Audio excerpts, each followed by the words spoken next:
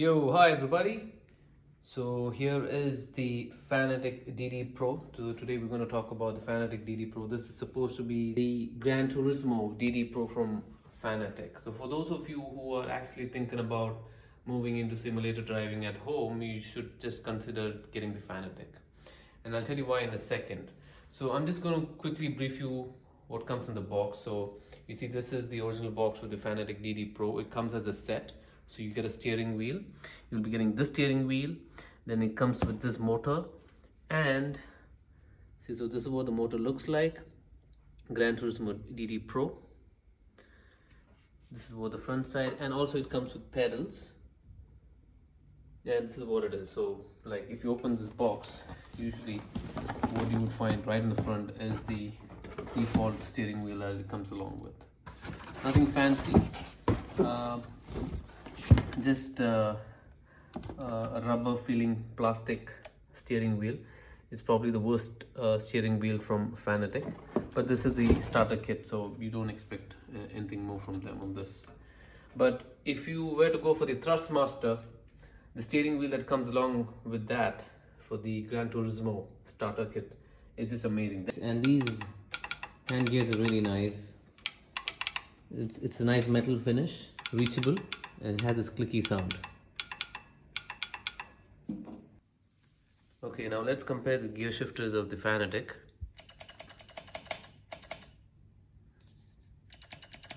Firstly, it feels like plastic, and it's a bit shorter compared to the Thrustmaster. Definitely, even the gear shifters are amazing on the Thrustmaster. This is what the motor looks like. And then you have this metal piece, and you just push in the steering wheel. A lot of benefits buying the Fanatec, and I think you should just go for the Fanatec right away. So I'm one of them who went for the Thrustmaster first, and eventually I ended up buying the Fanatec, because Fanatec is just, life is much simpler using a Fanatec, and you actually realize the quality of it as well. Starting with putting in the steering wheel, it is much simpler as opposed to the Thrustmaster. So let's just see how we going to use this. So they have this mounts here, so you just need to unlock it, as you can see here. So let's just do that. So you see, you just turn it this way. So you've unlocked it. Now you just need to push it in.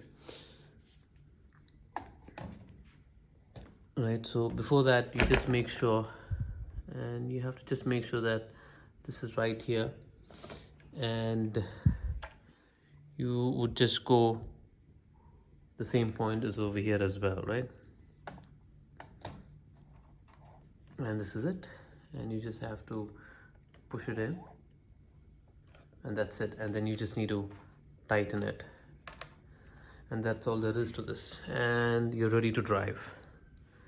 It's as simple as that. Even starting the console is much simpler. You have to just press this button, the start button here, and it'll just switch on, as opposed to the Thrustmaster. It's just going to move. It will be doing some calibrating, which you don't have to go through that fuss over here. You've got a PC mode and you've got a PS5 mode as well. So this is the PlayStation mode, and you get some messages in here as needed. And these are the typical controls, and most importantly, you get some lighting whenever you play on the top over here.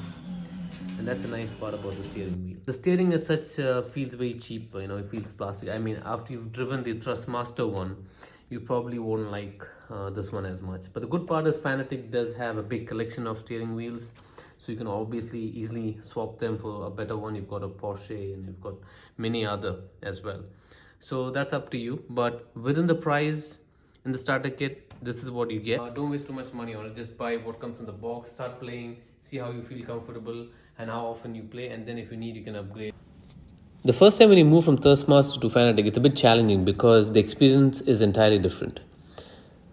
In the case of Thrustmaster, the moment you switch it on, the belt starts in motion, and the steering wheel starts vibrating, and constantly it's on the move, and you just feel it in your hands throughout the drive, the time you switch on the Thrustmaster wheelbase. But in the case of Fanatec, it is very quiet. I mean, you just don't feel as much. Only the time is when you hit a car or when you hit a bump or a gravel, that's when you actually feel it on the steering wheel. So it's not all the time that it moves. So it's most of the time silent, And I think once you get used to it, you kind of realize this is a better experience, you know, and I think that's where the Fanatec excels. How's the sensation? You're getting the curves and everything?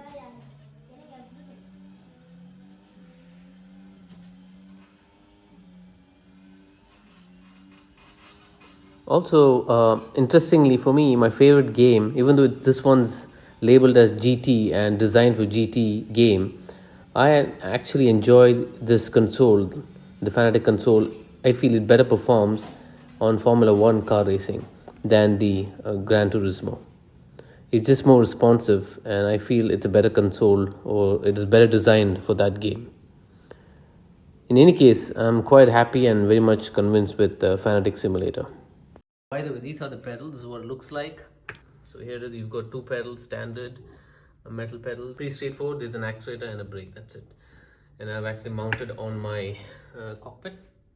It's always good to buy a second hand if you can find a second hand driver's cockpit, because you never know how long you're going to be using it. So you should find probably in Dubai, at least you find in Dubai there are many of those used cockpits. You can just pick one of them at half the price. Yeah, so I've fixed it in this, I've actually soldered, and it has to be soldered because otherwise it's going to move, and it's pretty good, nice, and that's about it. Obviously these are plastic. This isn't, it's a plastic, but even in obviously once again Thrustmaster excels here as well because they give you nice metal pedals, so you miss out on that as well.